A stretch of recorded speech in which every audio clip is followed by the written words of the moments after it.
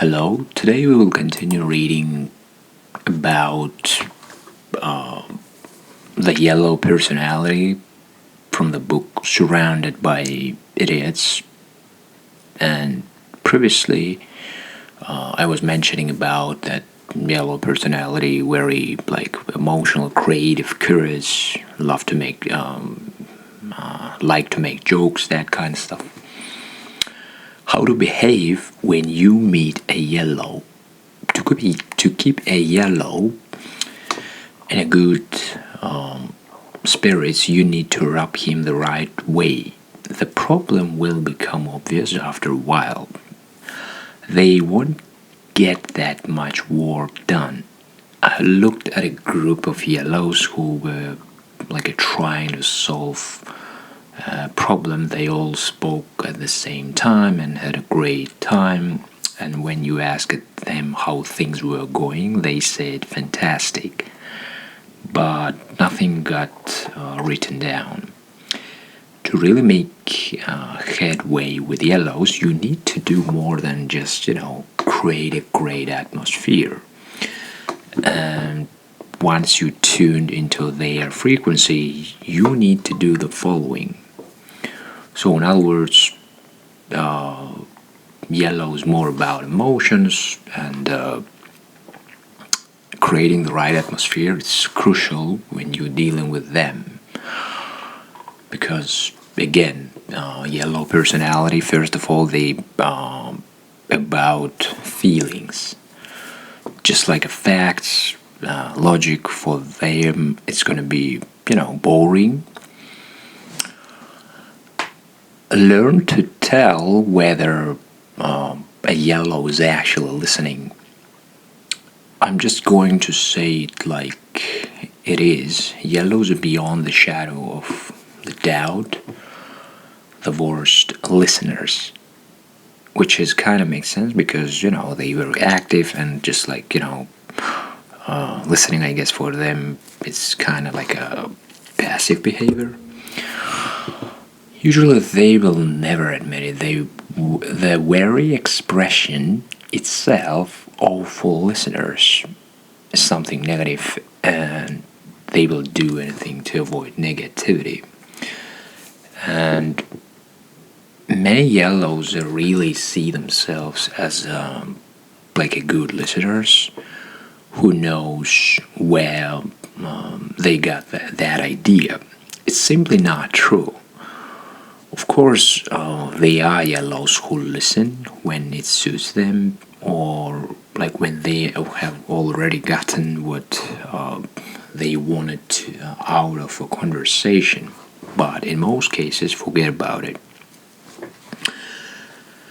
They don't want to listen, they want to talk. Yellows simply think that they can express everything far better than everyone else. The problem is that they neglect to listen to what anyone else is saying. But the pro side, I guess, that they, good storytellers. Conclusion, when you're dealing in general with yellows, there are certain things you need to do.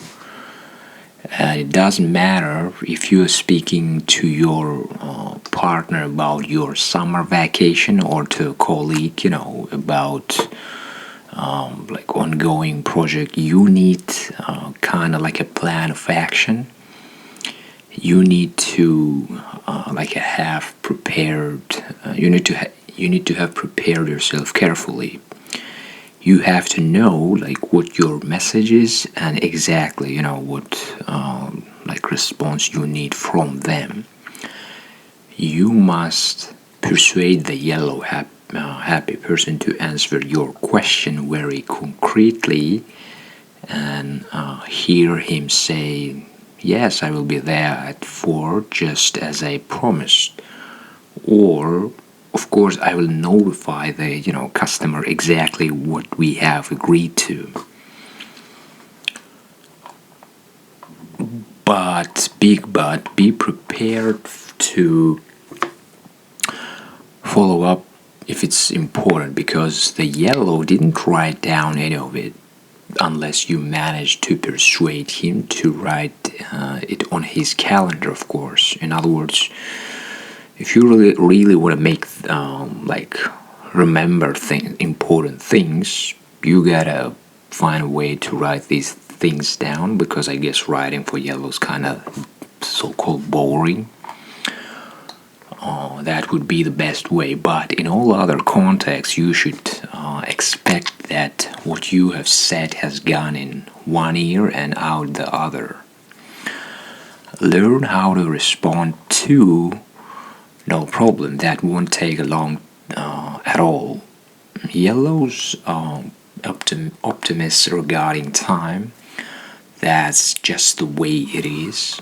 Sure, your work can be done quickly, but rarely as quickly as a yellows think. This has to do with the fact that he simply cannot plan or structure his life. I have personality, I have personal work with people who legitimately believed that they could manage 8 meetings per day, who thought that it only took 2 days to renovate an entire kitchen, and that it's possible to walk across Manhattan in 20 minutes. In other words, they kind of overestimating their abilities. These are typical manifestations of yellow optimism. The problem is obvious. It's impossible to accomplish everything a yellow wants to do, particularly because he doesn't even know how long anything takes. And even if he does, ask someone how long it takes, he doesn't listen to what the person says, because what he's saying is wrong. After all, the yellow believes he probably knows the best. The other problem is that he won't get it into gear when he should. Do you know, for example, anyone who has taken a day off to paint the bedroom, and at 3 o'clock in the afternoon has not opened the can of paint yet? I will just do this first, then call so and so, then pop out for a bit, then sometimes I wonder if the people who schedule the subways are all yellow. In other words, yellow's optimistic and energetic, but they need outside control. And there's nothing nasty in this. It's just about a total inability to have a realistic sense of time, and kind of a genuine belief that this commodity is inexhaustible. I remember a dinner when I went to with a few yellow friends. The pub had a policy of 9-10 minute reservations, which meant that if you got there 25 minutes late, there wouldn't be time for appetizer or for dessert, because the kitchen couldn't manage it in time. My partner and I arrived 15 minutes early. We both have some splashes of blue in our profiles. We went to the table and sat down to wait for the others. Time passed, 40 minutes later, 25 minutes late. They arrived, joyfully joking about how they had forgotten the time. We managed to order just a main course, eat it, and quickly pay for it before the next guest wanted his table. And the strange thing was that when we spoke about the incident afterwards, their recollection was that they were just a few minutes late. In other words, they kind of yellow personality don't have good ability of perceiving time. they had simply, in other words, they lacking discipline. They had simply, repressed the fact that they missed 30% of the dinner. So what's the conclusion? You gotta coordinate all appointments properly with yellows. Synchronize your watches. Explain very clearly that the plane takes off at 8 p.m. and that if he, doesn't show up by then, he will be left standing at the gate.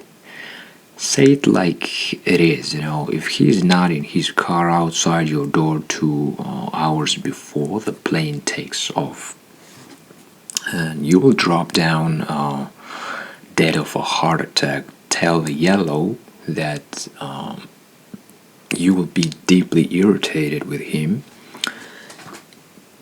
and that your friendship could be, damaged due to his continual slip-ups.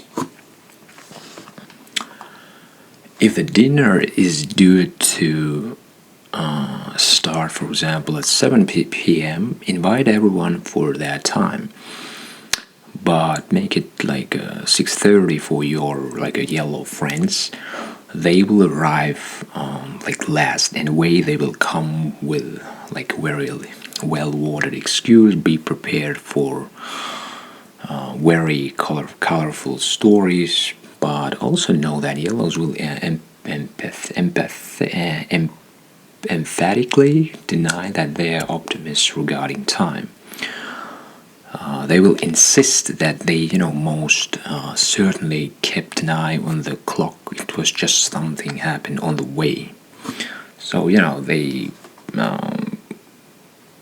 could find that kind of excuses and maybe even charm you with their optimism, and you will forget they're already late.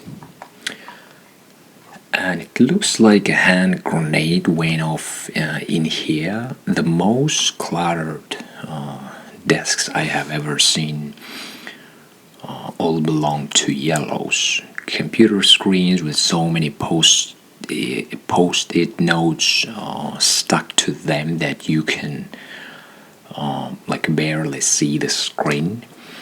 The most topsy-turvy garages and the most overloaded attics belong to yellows as well. But this is only the visible. Ask to look at a yellow person's calendar or handbag. Don't even think about looking in a yellow's closet. And this is deal on only the purely physical. Meetings are moved or forgotten, things disappear, whole cars lost in parking lots, keys are gone without a trace, and furthermore, many yellows have no ability to plan their day. They can go to the supermarket 5 times in a row and buy 3 things at a time because they didn't write down what they needed. This can be because they don't know what they want until they get there, or because they're sure they will be able, to recall the 19 things they need to buy.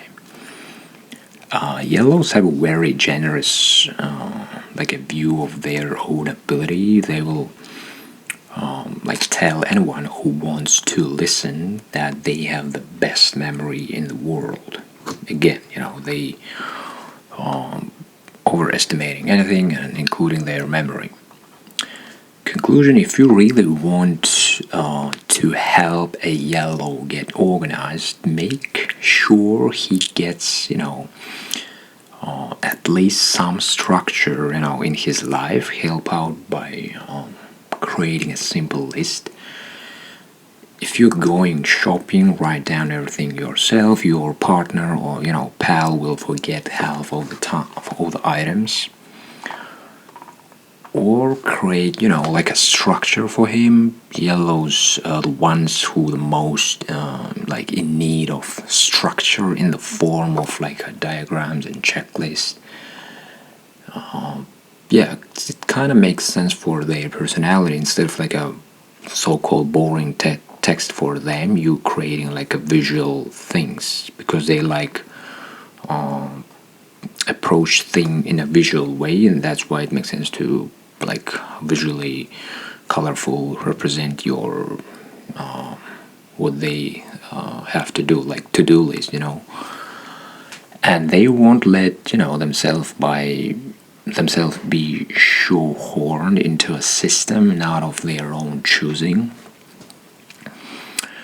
You gotta be diplomatic. If you press too hard, you can get some like powerful reactions. Why does everything have to be micromanaged?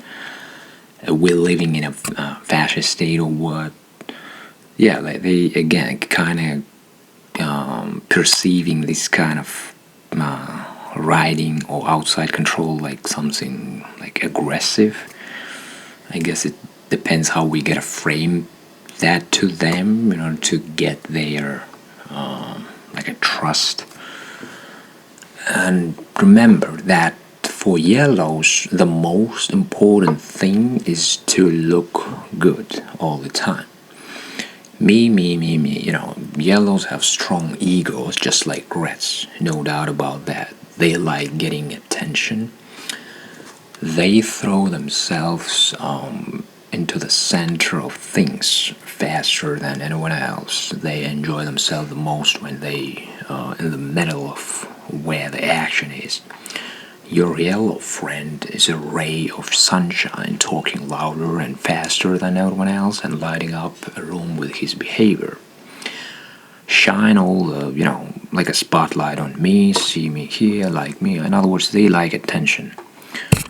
But this, means that no one else gets like any space. In other words, they don't like to share their attention with someone else. And many, conservations end up with like a yellow individual loudly and like resonantly, speaking about his experience or his opinion. And no matter what you're talking about, war or starvation, dieting, cars, executive, or like a gardens, a yellow will bring up a story in which he, himself is the protagonist. If he does not have any story, he will make one up. Because again, they good storytellers, and they really good at the situation when they need to convince someone, even without logic, just by using emotions, energy.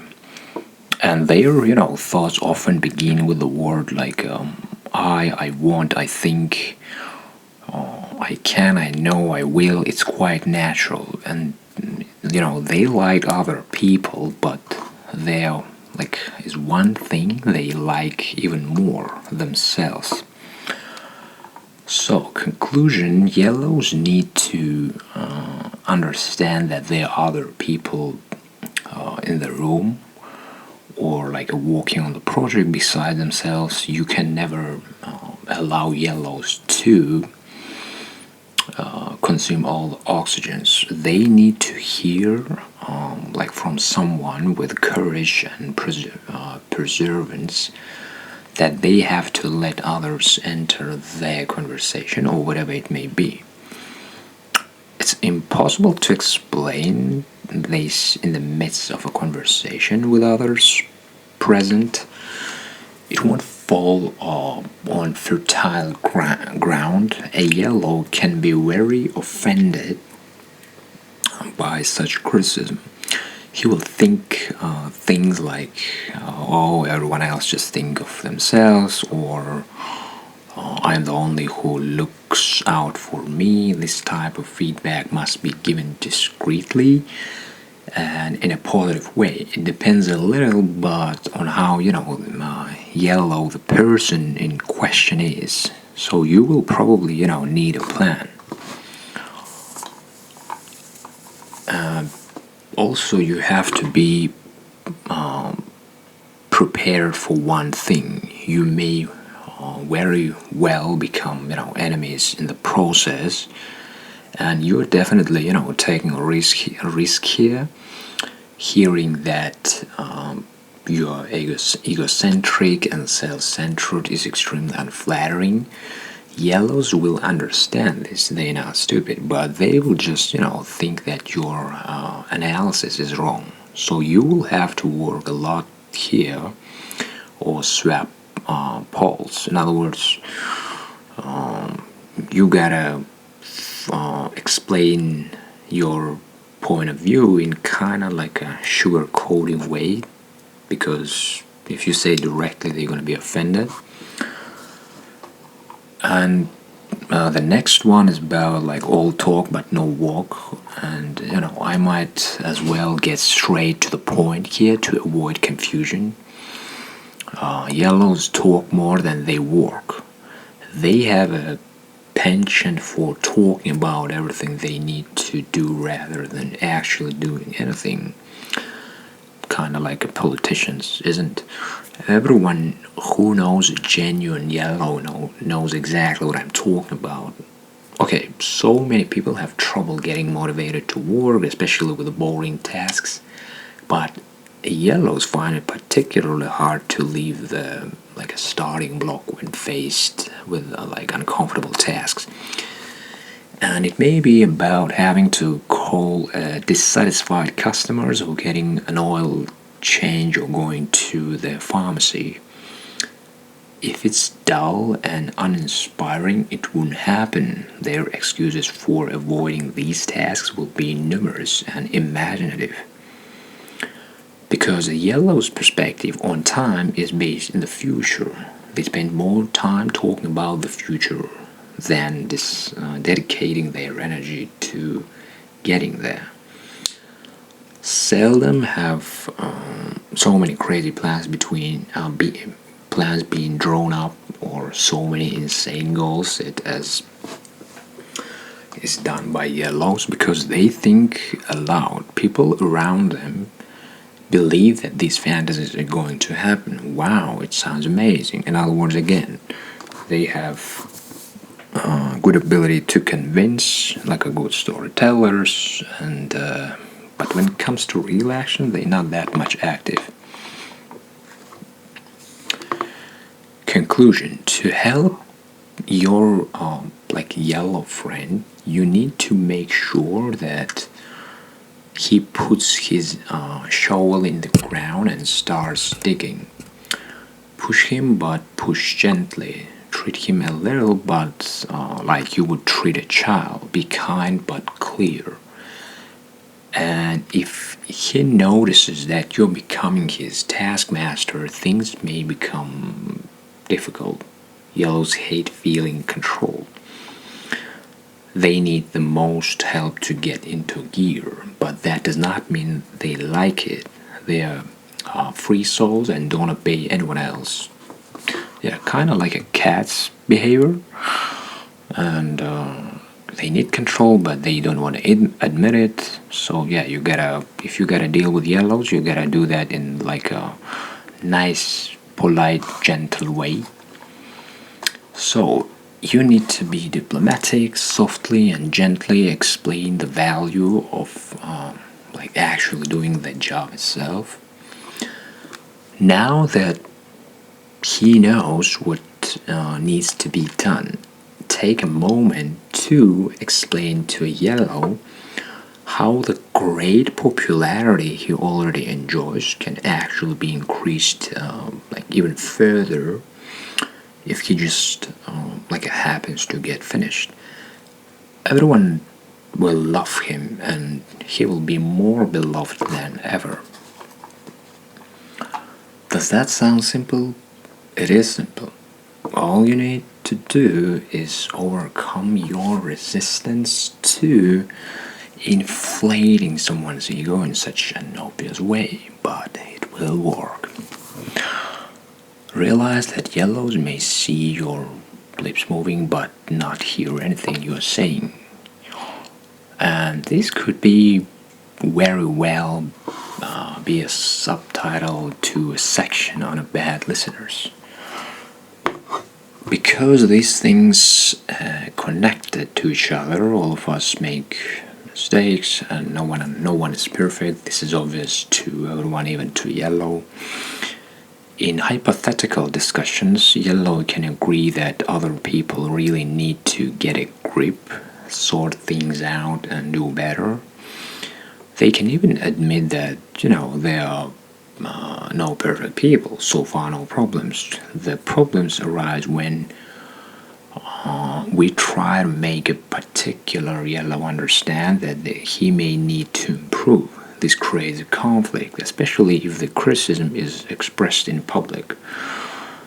Again, Yellows don't like criticism, and you gotta explain their mistakes in a polite way. So they're not like a red personality, because with the red personality you can talk directly. Hey, you fucked up, and you don't have to sugarcoat. But with a Yellow, because they're emotional and sensitive, you gotta approach, explain their mistake this way. Yellow, people in general find it difficult to cope with criticism because they don't like it, because it doesn't, make them look good. Again, outside reputation for them matter. Meanwhile, again, red personality, like a boss type of personality, they don't give a fuck about others' opinion. And imagine there's, someone who doesn't like everything they do and everything they say. I have individually sat down with Yellows and given them personal feedback on their profiles. Everything goes, fine until we get to the page with the heading, areas of improvement, which is to say weakness. Yeah, that's another good way to frame it, not like a weakness, but like areas of improvement. And even if we're on a good terms, the temperature in the room gets significantly cooler. Defensive walls pop up quicker than you can say. Poor self-awareness, and deep down, the Yellow individual knows that he has weaknesses. He just won't consider talking about them. So, what is the conclusion? If you wish to get through to a Yellow with a negative feedback, you need to be persistent. Create a friendly atmosphere in the room and find the right tone so that your criticism lands where it should.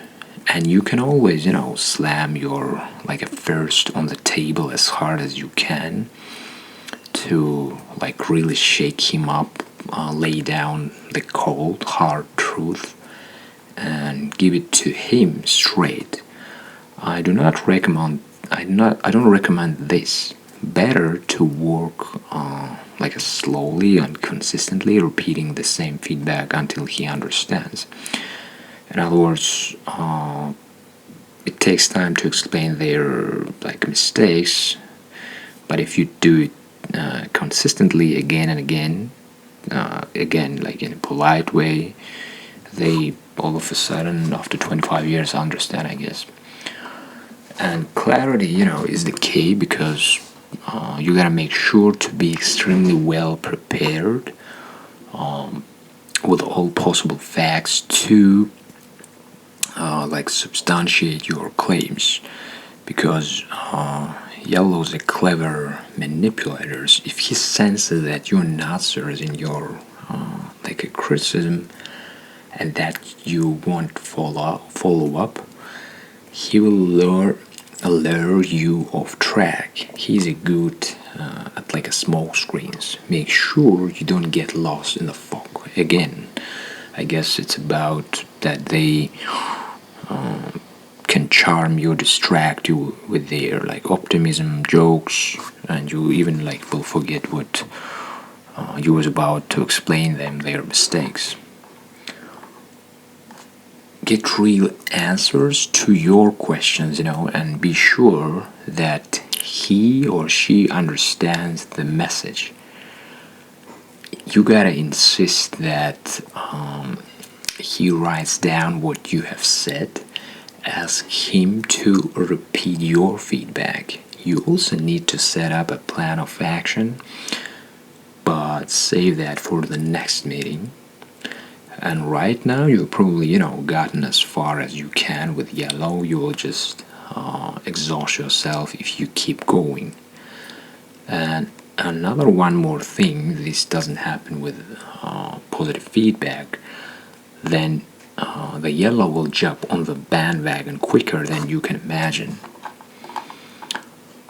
So another thing we gotta talk about adapting to green behaviors, and I already another type of personality. If I remember this correctly from this book, that green personality is kind of like people who got good social skill, like emotional intelligence also, I guess.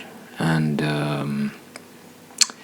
I mean, they kind of got, in comparison with the yellow, I guess, better self-control. What a green expects of you. So now we're talking about, again, adapting to green behavior. What a green expects of you, everything should feel good all the time. Security will always be important to a green. A green worries about everything that may happen. He doesn't like, insecurity and solve it by hiding under the covers. If you don't see it, then it's not there. He doesn't want to be anywhere. If it's, too unsecure, he strives for like stability and doesn't even want to think about like wild gambles. Again, in terms of green, feeling safe, predictability gives them peace. And you may be thinking the world is a dangerous place to live. There's a infinite number of dangers out there. Absolutely anything can go wrong. My relationship may fall apart. I might get sick. My husband or wife could leave me. My children might think I'm an idiot. I can lose my job. My boss may start agreeing with my children, or I could end up in a conflict with a lot of people. And on the way to work, I could have a car accident. A person can die from a tiny fishbone caught in his throat. In other words, they really, as you can see, pathetic. They got green personality, got many anxieties, like a panicking person, and all these things make life scary. Anything can happen. Many greens I've known over the years in my role, as a coach, have said that all these potential dangers paralyze them. They become, overwhelmed with just like a thought about these risks and dangers, and they become completely powerless to act. So, in other words, they were really very conformist people, maybe even most, I guess, conservative people green, because kind of really fits to their personality, this kind of behavior. And since they're not, particularly motivated to get out in the world, it becomes easier to just stay at home, nice and safe at home by the hearth. My fucking English. And it was not, Greens who left their homes and immigrated to America. They would never have gotten on the boat, because who knows how the trip would go. And if you survive the voyage itself, who could really say what you would find when you got there? And those stories about all those people who achieved success and wealth could well be humbug from start to finish. And if you did get a job, and if you did find somewhere to live, who knows if you would be happy. Imagine if you end up even more miserable than you were at home. In other words, in comparison with the yellows, greens completely opposite. They are pessimists, not optimists. And you know what you have, but you have no idea at all what you will get.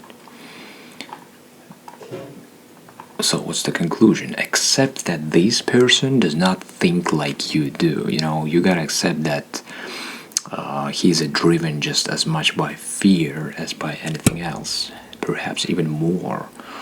Show that you prepare to listen what he's anxious about. Don't say things like there's nothing to be afraid of. I guess the best approach, instead of like a judging, it's better just like label their emotions, like I see that you're worrying, that kind of stuff, in order to get their trust. And it does not work in terms of if you say like there's nothing to be afraid of. It does not work because the fear itself is real in their perception, and it's also not true. There are many, legitimate things to be afraid of. We all have things we're anxious about, and green just has more of them. And instead, help your like a green friend to face his fear of the unknown. You gotta encourage him or her to, like a brave things that feel scary and still move ahead, just as we learn to swim as children, despite the fact that the water looked cold and dangerous. You can give like support through small, gentle nudges forward, or you can, for example, when your friend says that the grass only looks greener on the other side, simply take a deep breath and keep at it. Nothing happened twice. I'm sure you recall that I mentioned the green's passivity. Nothing is too big to be ignored, and being proactive and driven, having like an active lifestyle, all these things disturb tranquility, and it would not be appreciated. He won't be happy if you're constantly coming up with the new things to do. Greens feel better when they don't have to be active. They come home on Friday evening so completely exhausted from spending the week trying to accomplish as little as possible that they now need to take a good rest. In other words, I guess green good at like repetitive, not constantly creative thing, job, task when you constantly gotta learn new things. I have met greens whose efforts to avoid work cost them more energy than actually doing the work, which is completely irrational, but for them, it's better to do predictable shit than new shit.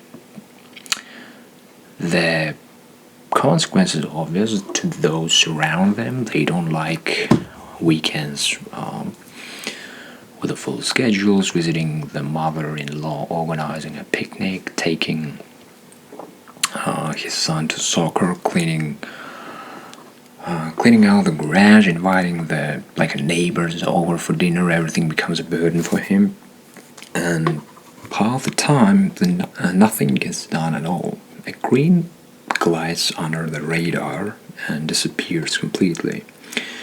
He needs peace and quiet to be able to do what he does best. Peace and quiet make him feel safe and content. So, conclusion about green, that it is important to respect this on one level. we need to put ourselves in other people's shoes, knowing how stressful it can be for them to be constantly on the go.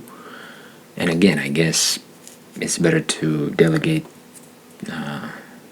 the type of task for the green when they gotta do the constantly the same shit. Definitely like not creative job. It means that the genuine green often feels that he's doing something wrong. He hears about everyone else's weekends, their activities, how they completed one complicated project after the other. For green, that just sounds exhausting. The solution is to allow the green his periods of peace, quiet, and inactivity. He needs to function like that.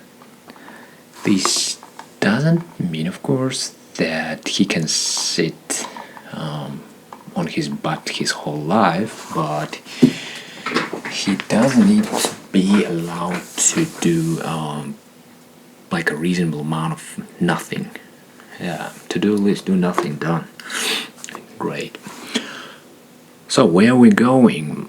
I think I will sit this one out. Stability and predictability are valuable to green.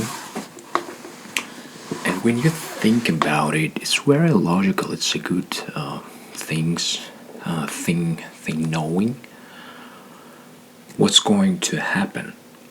We probably all have some measure of control dependency. We simply want to know. For greens, this dependency is very strong. When reds ask what, yellows wonder who. When blues ask why, greens want to know how. That's the good short explanation about different personalities. A green simply needs to know what the plan is.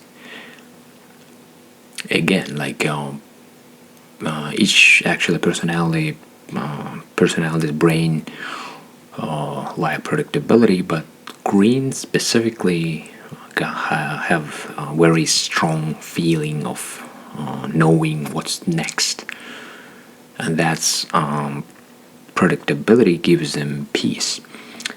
So what needs to happen? When will things be taking place? What should he expect? Just look at how it works at home. Who always has the same spot at the breakfast table? I know that many of us are creatures of habit, but if you snitch a green's since a long time ago claimed chair, you unhinge his very existence, and he wouldn't be able to get his foot down. Again, like even at this like a small detail, they like to do things in a specific order because that gives them peace. But their need for predictability goes further than that. It is about anything that even resembles change in our society today. The only thing that's permanent is change. Nothing is totally predictable. Life itself, dynamic. Everything rotates on its own axis and appears in new shapes and forms. And all of this is extremely stressful for greens. Conclusion: since a green won't come up with anything on his own, it will be you and I who will have to handle the planning. But maybe that's okay. We can help ease greens like minds by explaining everything step by the plan. Instead of just saying that I have invited guests over the weekend, I could explain that we will be having John and Mary over for dinner, and we will be offering a 3-course dinner consisting of an appetizer, a main course, and a dessert. I will fix the main course while my green partner should make the dessert and should follow this recipe. I explain who's doing what, who will buy the wine, who will buy the flowers, and so on. I might even explain which day my green partner has to do the shopping. And who knows, maybe I'll write down the address of the flower shop with a list of exact instruction about what should be purchased. So that's actually a good point in terms of advantages, I guess, because green, in green's brain, this kind of predictability gives them peace. Therefore, they don't mind, I guess, kind of like outside control, and in comparison with yellows, like yellows don't like control, and like an employer, I guess, greens kind of more controllable. Okay. And all this this sounds exaggerated, not at all. Remember, Greens are not world champions at taking their own initiative. Think of your family as a company. Everyone doesn't do the same things because we're good at different things. And if you're better at taking the initiative, do it. But make sure that your green partner is on board. Otherwise, there is a risk that he will run out the back door. Alright, the next page about how to behave when you meet a green. Alright, okay, now you know how your green friends would like to be handled. The result will be calm and excellent relationship, and you will be good friends for many years. Nice, huh? But you can't stop there, because unless you're genuine, green yourself, you will want to actually do something every now and then, and you will need to have some appropriate strategies to kickstart your stability-loving friend. And why does everything have to be such a to-do? Oh, I'm going to bet. I have said this before, but we need to spill more ink on this issue. Greens don't like friction of any kind. They back off when a discussion heats up, or if you frown up at the wrong time. Everything could be a potential conflict. And this is where a bad condition for all greens. They lock themselves in and become silent and passive. Many years ago, I was giving a sales conference at which I trained sailors in personal effectiveness, and one of them was playing with his cell phone unremittingly. And when I nicely and gently asked him to write his text messages during the break, he completely stiffened up and stopped speaking. He didn't respond to any questions or take, part in any discussions. He didn't so much as lift his pen for the reminder of the day. He just glared at me, and when I asked what's the problem, he just shrugged his shoulders. He gave me what is probably the worst evaluation I have ever received. Although the conference was 5 days long, it was that one day that was critical to him. And he truly cut me to shreds. He had never encountered such a rude and incompetent consultant. He felt as if I had stuck a knife in his back. And obviously this was a completely unreasonable reaction, especially considering that we had agreed not to use our mobile phones during the work sessions.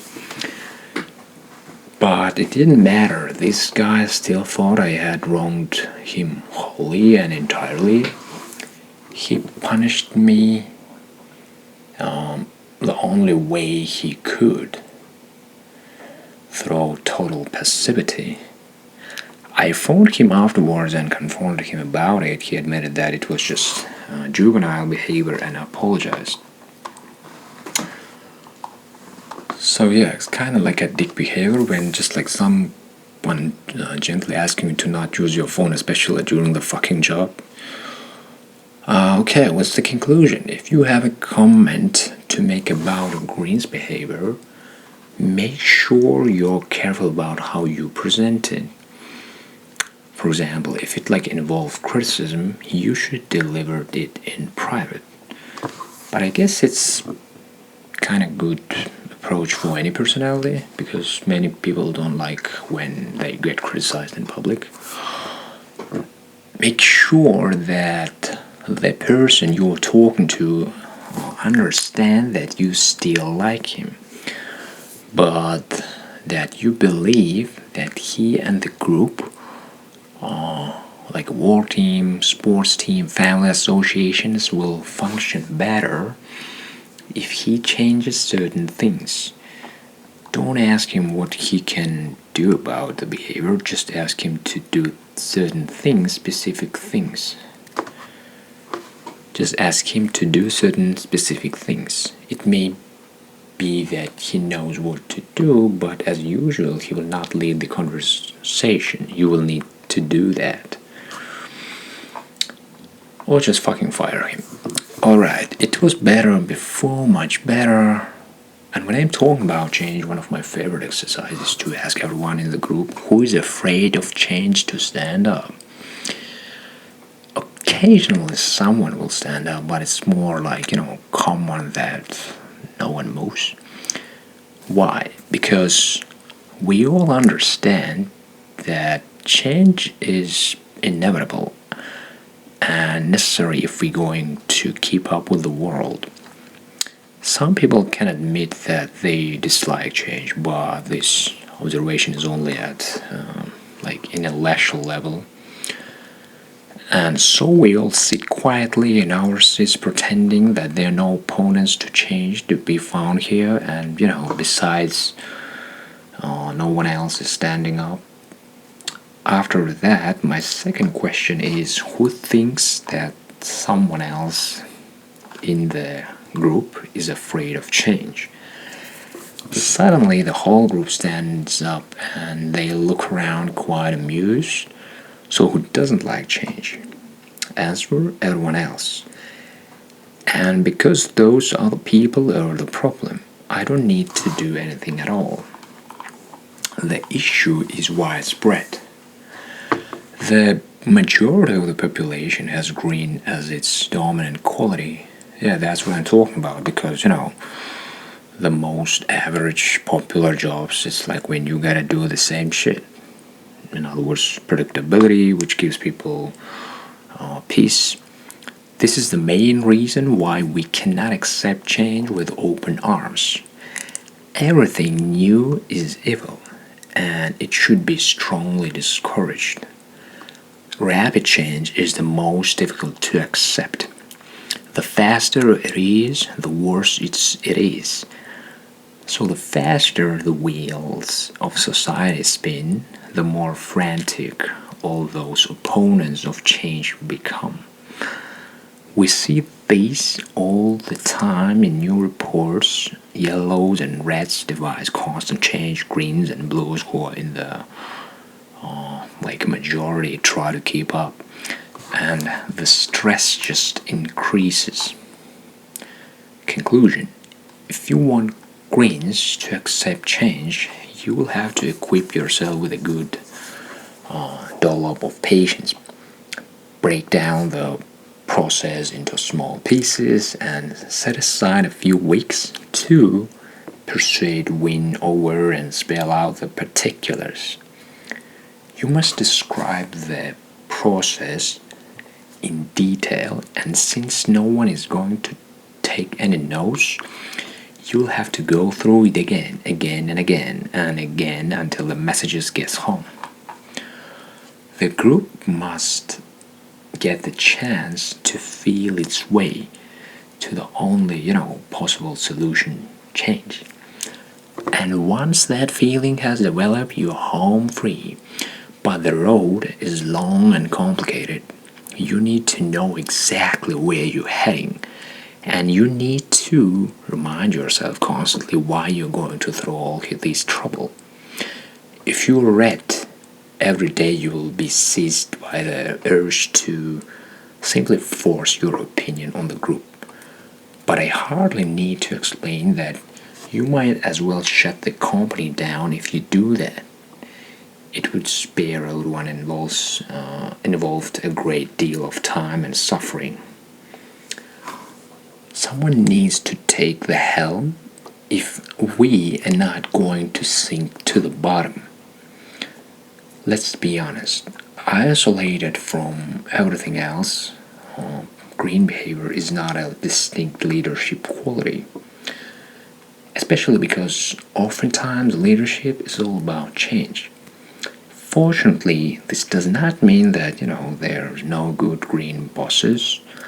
There are many of them out there, but they don't grow on trees. They won't step forward in the same way as reds and yellows do. In other words, I guess they kind of less risk takers, because again, green about comfort, but they somehow find, I guess, some of them opportunity to be a boss. But maybe it's could be, again, if they not initiative, it could be, I guess, the situation where a top G boss see that this motherfucker very predictable and he just was chosen to be boss. You know what I'm saying? It's not like Green's initiatives. It's convenient not to have responsibility. I think all of us have a certain degree of laziness in us. It's liberating not to have to think. Yeah, it's in general human. We're human things to run on autopilot and to think that it's like a real thinking. Meanwhile, it's not, because real thinking, when you gotta constantly solve new problems, and to avoid having to decide and just be a passenger. That's another good metaphor. Of course, it varies depending on the circumstances, but Greens have developed this laziness into an art form. They don't want any responsibility because A, it can lead to conflict, or if someone doesn't agree with a decision, or they may be a loss of extra work and that's never good, and so they dodge it for as long as possible. So it's just they could be lazy, not exactly lazy, but they just like your grandma want to run things how it was 50 years ago. Alright, responsibility is burdensome, requiring inner strength as well as an external drive to assume it. But at the same time, it's a measure of maturity, and it begins with taking responsibility for yourself and your own life. And thank you for listening. I hope it was interesting, and if it was interesting, leave a comment below, and if it was not, you can also send some comment. It will give me engagement anyway. Lol. Okay, see you next time.